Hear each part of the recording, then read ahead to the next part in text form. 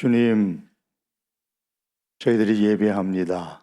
이 시간 주의 말씀을 사모하는 자리에 앉아 싸우니 성령님께서 우리 가운데 임재하시며 주의 은총으로 역사하시고 주의 능력으로 임하여 주셔서 주의 말씀이 말씀으로 우리의 신비에 새겨지며 이 말씀이 우리의 신앙에 큰 유익이 되도록 역사하여 주시옵소서.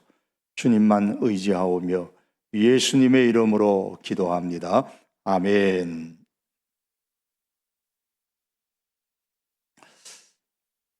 2025년 6년 한국 리서치 기관에서 설문조사를 했습니다. 그 설문의 내용 가운데 하나는 기하께서는 현재 믿고 있는 종교가 있습니까? 있다면 그 종교는 무엇입니까? 라는 설문입니다. 이 설문조사에 의하면 대한민국의 기독교 신자가 전체 인구 5,100만 조금 넘는데요. 전체 인구의 약 한 20% 정도 되는 약 한 1,032만 명 정도가 된다고 합니다. 이 중에 기독교 신자의 44%가 60세 이상인 것으로 나타났고 18세에서 29세 청년층은 약 한 72% 정도가 무종교라 그렇게 답했다고 합니다. 제가 이 내용을 보면서 이 조사의 수치대로 본다면 1,000만 명이 되는 기독교 신자들이 갖고 있는 신앙에 대해서 우리 예수님께서 보실 때에 어떻게 생각하실까라는 생각을 해보았습니다. 신앙이 다 똑같지는 않겠죠. 교회를 다니지 않으면서도 스스로 나는 기독교인이라고 말하는 사람도 있었을 것이고, 그리고 또 신앙인이라고 하면서도 또 교회보다는 집에 앉아서 유튜브를 통해서 예배를 드리면서 기독교 신자라고 하는 사람도 있었을 것이고, 아마 신앙의 그 흐름이 다양할 것입니다. 그 모든 신자들의 신앙을 보시면서 과연 예수님은 뭐라고 생각하실까? 그 생각을 하니까 그러면 저를 비롯해서 우리 성도교회 신자들이 갖고 있는 신앙에 대해서 예수님은 보시면서 어떻게 생각하실까라는 생각이 자연스럽게 들었습니다. 여러분 어떻습니까? 예수님께서 우리들의 신앙, 나의 신앙을 보시면서 뭐라고 하실 것 같으십니까? 요한복음에는 물로 포도주를 만드신 예수님의 표적을 시작으로 많은 표적 사건이 기록되어 있습니다. 그 표적들 중에 결정은 나사로를 살리신 표적입니다. 죽었던 사람이 살아났습니다. 이 놀라운 표적을 본 사람들 중에 45절에 보시면 많은 사람들이 예수님을 믿었다고 했습니다. 그러나 그 중에 일부 유대인들은 46절에 보시면 이 사실을 바리새인들에게 알렸다고 했습니다. 대제사장들과 바리새인들은 이미 예수님께서 행하신 많은 표적들에 대해서 알고 있었습니다. 하지만 이번에 나사로를 살리신 표적에 관한 이야기를 듣고는 위기의식을 느꼈습니다. 그래서 이 문제를 의논하기 위해 긴급하게 비상대책회의를 소집했습니다. 소위 사내들인 공의회를 열은 겁니다. 본문 말씀은 이 공회에서 나누었던 대화의 내용, 그리고 이 회의 결정으로 인한 예수님의 행동에 관한 말씀이 기록되어 있습니다. 우리는 이 말씀을 보면서 참된 신앙이라는 것이 과연 무엇일까를 다시 한 번 더 생각하게 됩니다. 47절과 48절의 말씀을 보시겠습니다. 이에 대제사장들과 바리새인들이 공회를 모으고 이르되 이 사람이 많은 표적을 행하니 우리가 어떻게 하겠느냐? 만일 그를 이대로 두면 모든 사람이 그를 믿을 것이요, 그리고 로마인들이 와서 우리 땅과 민족을 빼앗아 가리라. 이 말씀에 의하면 공의회의 주제는 47절 하반절에 기록되어 있습니다. 이 사람이 많은 표적을 행하니 우리가 어떻게 하겠느냐, 이것이 주제입니다. 이 주제는 예수님이 많은 표적을 행하여 하나님의 은혜를 드러내었으니 어떻게 하면 우리들도 하나님께 영광을 돌릴 수 있겠느냐라는 질문이 아닙니다. 본문에 보시면 만일 그대로 두면 모든 사람들이 예수님을 믿을 것이고, 예수님을 믿어 좋다는 말이 아니라 그렇게 되면 우리들의 자리와 우리의 인기가 흔들릴 것이 아니냐라는 두려움입니다. 로마인들이 우리 땅과 민족을 빼앗아갈 것이다. 사람들이 예수님을 왕으로 여기면 로마가 가만두겠느냐? 쳐들어와서 우리 땅과 민족을 빼앗아갈 것이다 라는 말입니다. 애국심에서 나온 말이 아닙니다. 그렇게 되면 자신들이 현재 누리는 권세와 그로 인한 안락한 삶을 빼앗길 것이다 라는 위기의식을 느낀 것입니다. 그래서 우리가 어떻게 하겠느냐, 어떻게 해야 우리가 현재 기득권을 지킬 수 있겠느냐라는 주제로 비상대책회의를 하는 겁니다. 지금 대제사장들과 바리새인들의 머릿속에는 왜 하나님께서 이런 표적을 행하셨는가, 표적의 의미, 다시 말해서 하나님의 뜻, 하나님의 의도에 대해서는 전혀 관심이 없습니다. 오직 자신들이 현재 가지고 있는 자리, 권세, 그리고 그로 인한 안락한 삶을 잃어버릴 것에 대한 두려움, 위기의식을 느끼고 어떻게 하면 현재 우리가 가진 것들을 잃지 않을까라는 인간적인 계산만 하고 있습니다. 따라서 이런 주제로 의논하고 있는 이 종교 지도자들의 모습을 보면 인간의 타락한 민낯을 우리는 그대로 발견할 수 있습니다. 하나님의 은혜가 사람들에게 생명이 살아나는 것 같은 놀라운 일들이 임하고 있음에도 불구하고 그들은 겨우 자신의 유익과 기득권을 먼저 계산하고 있습니다. 여러분, 성도는 내게 주어진 상황을 보면서 그 상황에 따라 어떻게 할까 상황을 계산하는 사람이 아니라 그 상황 속에서 하나님의 뜻, 하나님의 말씀에 반응하는 자가 되어야 합니다. 그러므로 첫째로 참된 신앙이라는 것은 사람의 계산보다 환경을 보고서 환경에 직면해서 사람의 계산보다 하나님의 뜻을 우선하는 것입니다. 대제사장들과 바리새인들은 예수님의 표적을 보고도 이것이 내게 이익인가 손해인가를 먼저 계산했습니다. 우리의 인생의 문제 앞에서 종종 우리도 계산기를 두드릴 때가 있지 않나요? 이 일을 하면 사람들이 나를 어떻게 평가할까? 내 커리어에 손해가 되는 것은 아닐까? 혹은 내 커리어에 얼마나 유익이 될까? 혹시 내 자리를 잃는 것은 아닐까? 등등의 계산기를 두드립니다. 그러나 성경은 갈라디아 1장 10절에서 말씀합니다. 이제 내가 사람들에게 좋게 하랴, 하나님께 좋게 하랴, 사람들에게 기쁨을 구하랴, 내가 지금까지 사람들의 기쁨을 구하였다면 그리스도의 종이 아니니라. 바울의 고백입니다.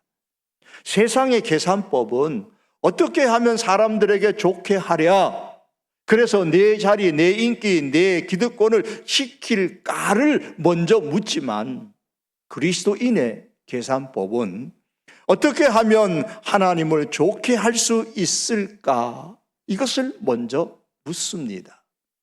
그러므로 여러분, 지금 우리 앞에 혹은 내 앞에 놓인 문제에 대해 결정을 내려야 할 순간이 있다면 이것이 내게 유익인가? 이것이 우리 가정에 얼마나 도움이 되는가? 이 질문을 하기 이전에 이 상황을 통해서 하나님께서 나타내고자 하시는 뜻은 무엇인가를 먼저 물을 수 있어야 합니다. 내 계산기를 내려놓을 때에 비로소 우리는 하나님의 일하심이 보이기 시작합니다. 참된 신앙은 사람의 계산보다 하나님의 뜻을 우선합니다. 또한 두 번째로 참된 신앙은 인간의 악한 계획까지도 완벽하게 사용하시는 하나님의 주권을 믿는 것입니다. 인간적인 계산 속에서 예수님을 어떻게 해야 할까 의논하는 중에 대제사장이었던 있던 가야바가 이렇게 제안을 합니다. 49절과 50절입니다. 그 중에 한 사람 그 해의 대제사장인 가야바가 그들에게 말하되 너희가 아무것도 알지 못하는도다. 한 사람이 백성을 위하여 죽어서 온 민족이 망하지 않게 되는 것이 너희에게 유익한 줄을 생각하지 아니하는도다. 한 사람, 즉 예수가 이 백성을 위하여 죽어서 온 민족이 망하지 않게 되는 것이 우리에게 유익하다라는 희생양의 논리를 주장했습니다. 다시 말해서 예수를 죽이자라는 말입니다. 그러면 우리의 권세, 현재 우리의 자리, 안락한 삶은 보장될 것이다 라는 제안이지요. 그러나 하나님은 이 가야바의 악한 의도와 대제사장이라는 그의 직책을 역으로 이용하셔서 예수님이 인류의 죄를 대신 짊어지고 죽으실 대속물인 것을 선포하는 하늘의 예언이 되게 만드셨습니다. 이것이 51절과 52절의 말씀입니다. 이 말은, 이 가야바의 말은 스스로 함이 아니요 그 해의 대제사장이므로 예수께서 그 민족을 위하시고 또 그 민족만 위할 뿐 아니라 흩어진 하나님의 자녀를 모아 하나가 되게 하기 위하여 죽으실 것을 미리 말함이러라 그랬습니다.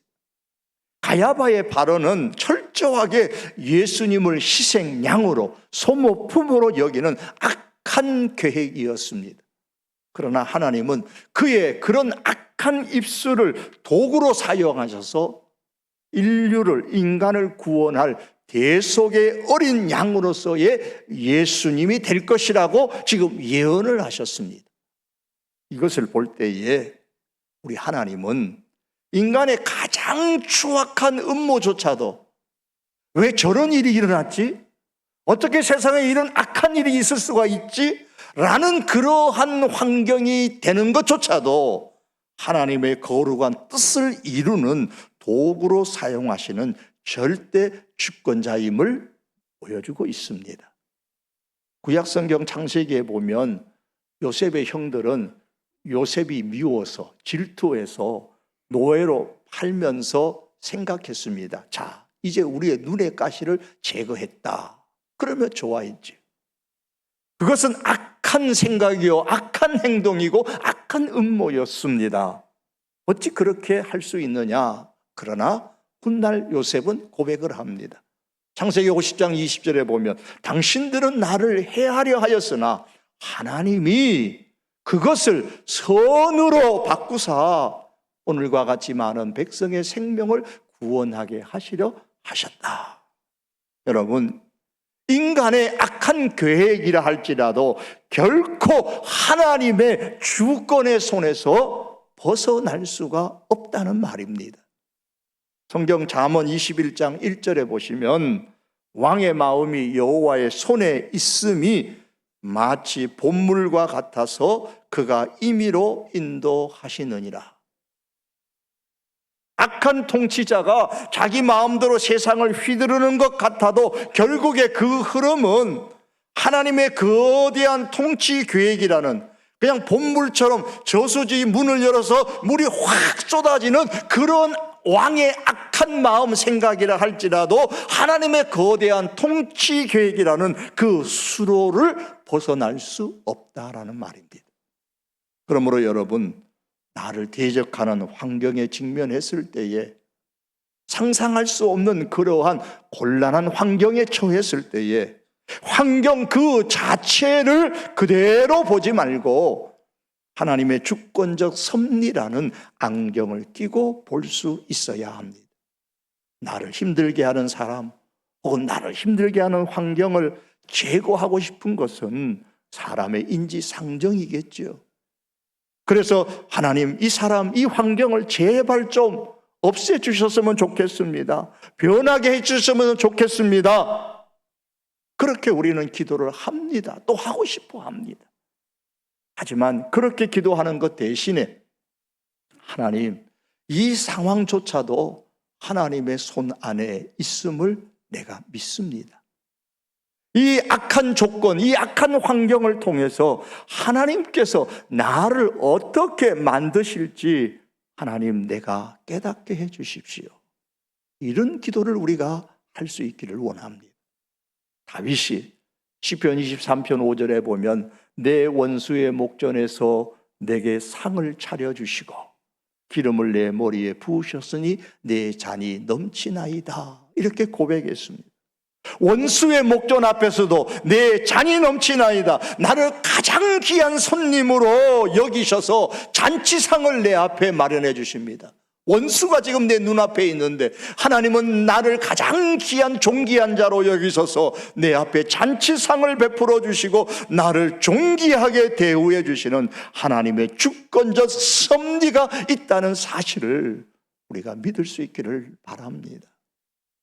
첫째로 참된 신앙은 일의 성취보다 하나님과 만나는 조용한 시간을 더 중요하게 여길 줄 압니다. 대제사장들과 바리새인들이 주도했던 이 공회의 비상대책회의는 53절에 보시면은 이날부터는 그들이 예수를 죽이고자 모의하니라 이렇게 결정이 끝났습니다. 예수를 죽이자, 그게 결정입니다. 그리고 57절 하반절에 보시면 누구든지 예수 있는 곳을 알거든 신고하여 잡게 하라 라는 명령이 예루살렘 성에 선포되었습니다. 이때가 6월절이 가까이 오는 때였습니다. 자연히 사람들은 오늘 말씀에 보면 시골에서부터 예루살렘으로 몰려왔고 사회적 분위기는 예수님의 체포 명령이라는 것으로 인해 매우 어수선했을 것입니다. 55절에 보면 유대인들은 시골에서 6월절이 가까이 오자 자기를 성결하게 하기 위해서 6월절을 지키려고 일찍이 예루살렘에 몰려왔습니다. 이를 보면 대단히 열심이구나. 자기의 성결함을 지키려고 열심히 생활하는구나. 정성을 다하여 일찍 왔구나. 그렇게 생각할 수도 있습니다. 하지만 이들은 6월절을 지킴으로써 자신을 성결하게 하려는 그런 열심과 정성은 있었지만 정작 참된 성결의 주체가 되시는 참된 6월절의 어린 양이 되시는 예수님을 깨닫지도 못했고 믿지도 않았습니다. 다만 56절과 57절 말씀에 의하면 어떤 사람들은 예루살렘을 올라가면 여기서 예수님을 볼 수 있지 않을까? 예수님이 행하시는 그 많은 놀라운 일들을 소문에 들었는데 구경할 수 있지 않을까? 그런 구경거리로 호기심으로 여겼습니다. 또 어떤 사람은 예수님 신고 명령을 들었기에 어디 가면 예수님 보면은 신고해서 혹시 좀 이득을 볼 수는 없을까? 그런 생각하는 사람들도 있었을 겁니다.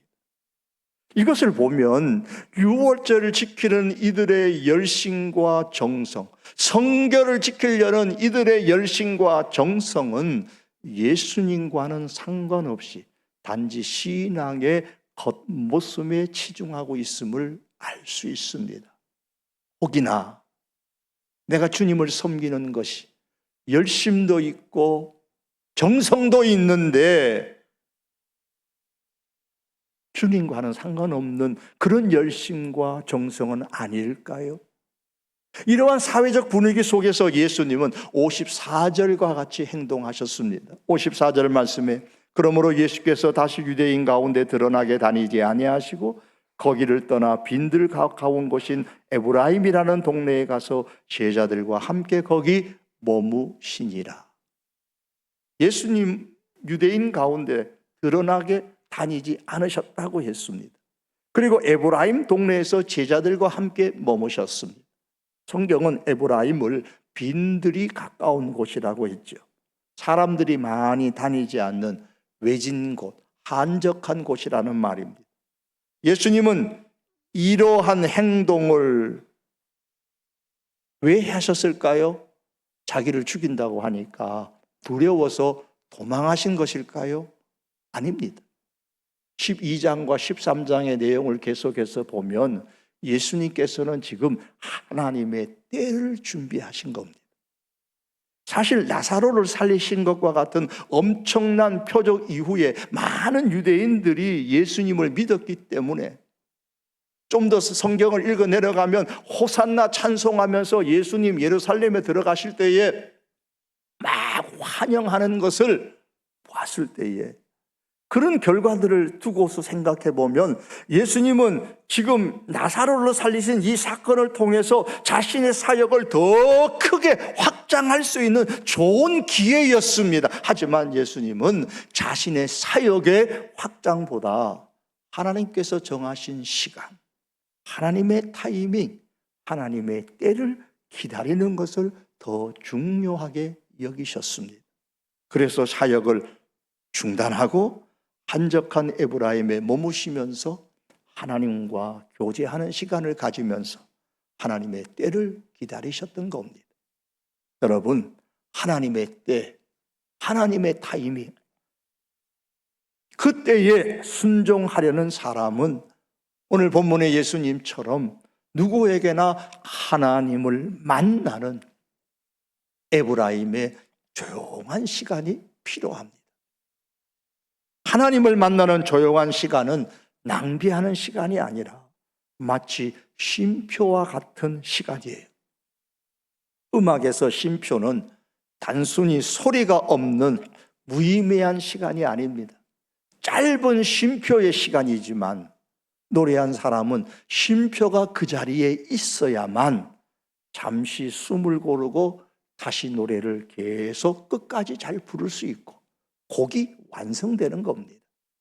마찬가지로 하나님의 일을 하는 사람은 하나님을 만나는 조용한 에브라임의 시간이 있어야 비로소 하나님의 타이밍을 깨닫고 순종하여서 하나님이 원하시는 그 방향으로 하나님이 원하시는 시간에 하나님의 일을 제대로 잘 성취할 수가 있습니다.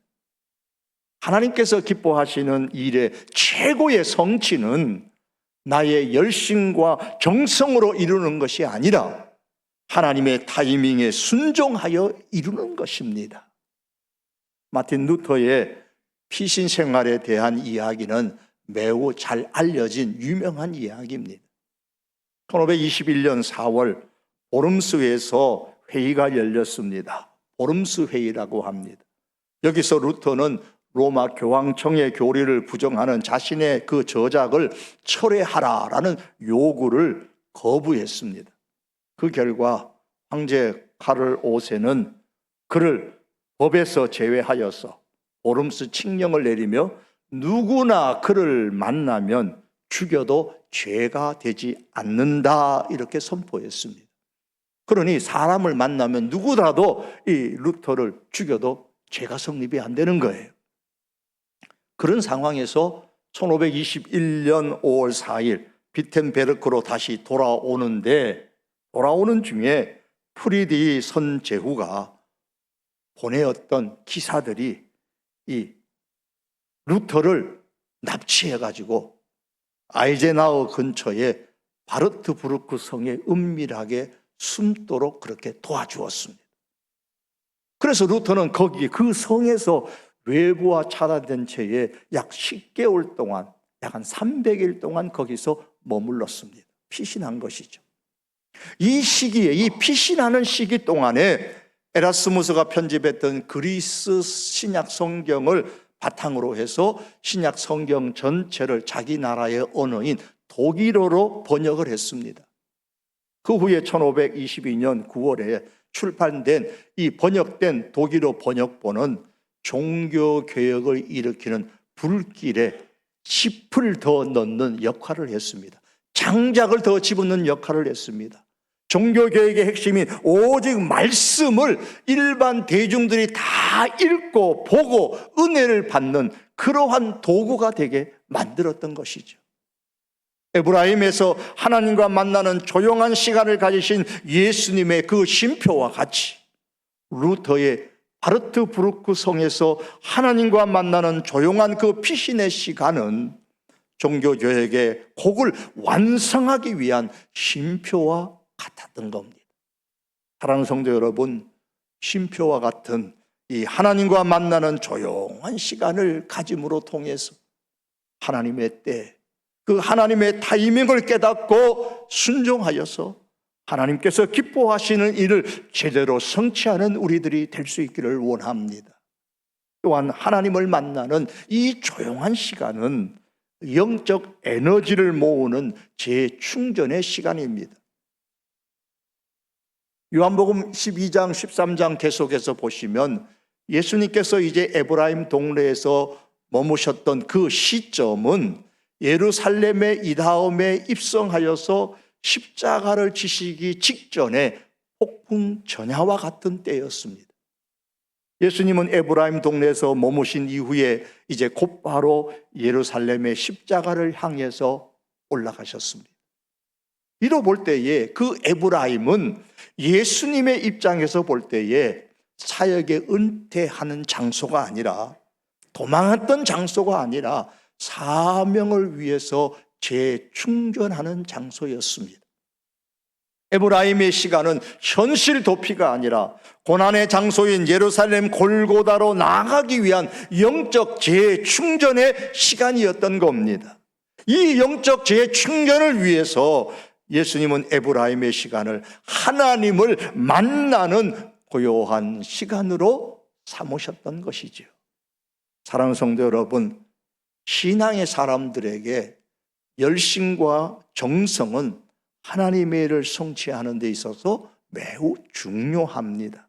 그러나 하나님의 일의 성취를 원하는 사람일수록 영적 재충전이 있어야 되고, 이 영적인 재충전은 하나님을 만나는 하나님과의 교제의 시간을 통해서 얻을 수가 있습니다.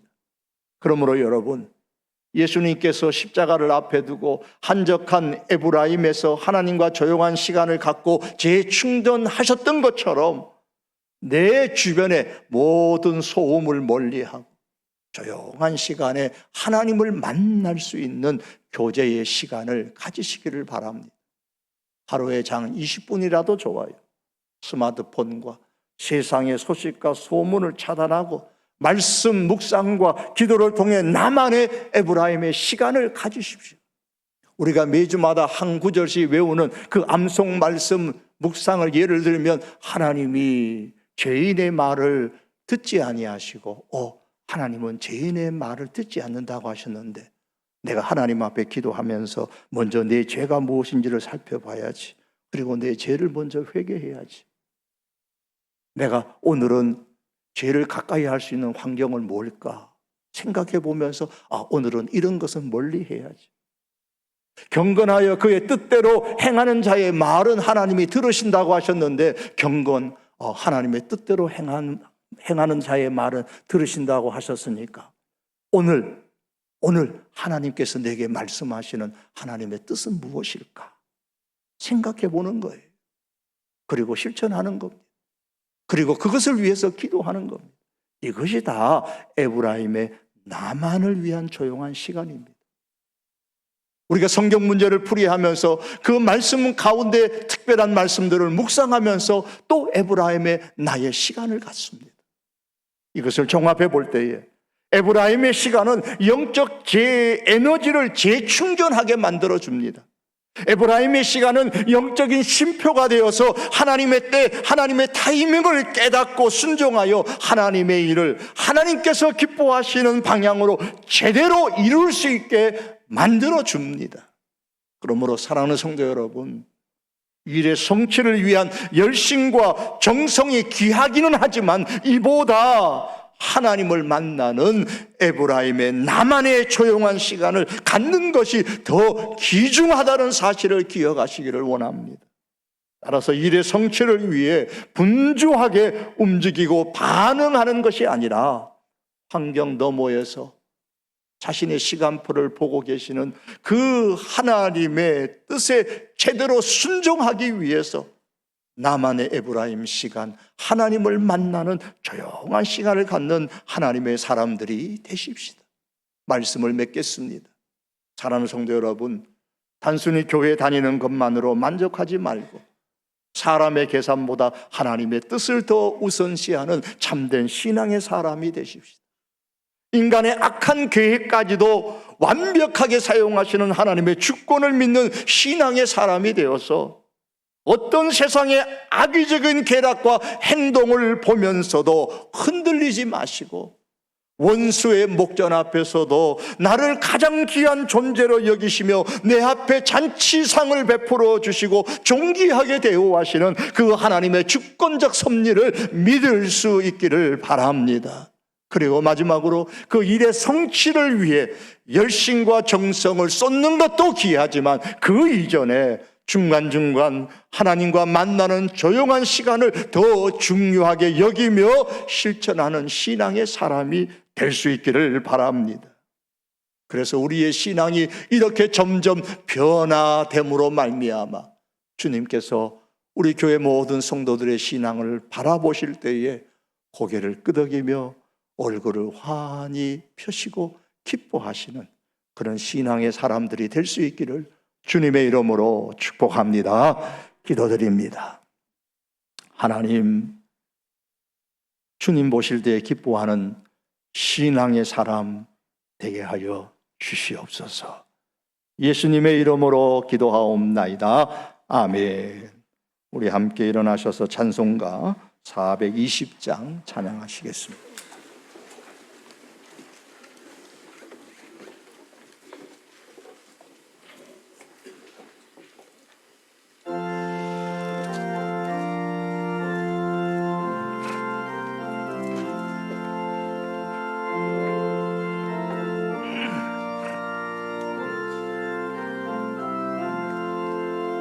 너 성결기 위해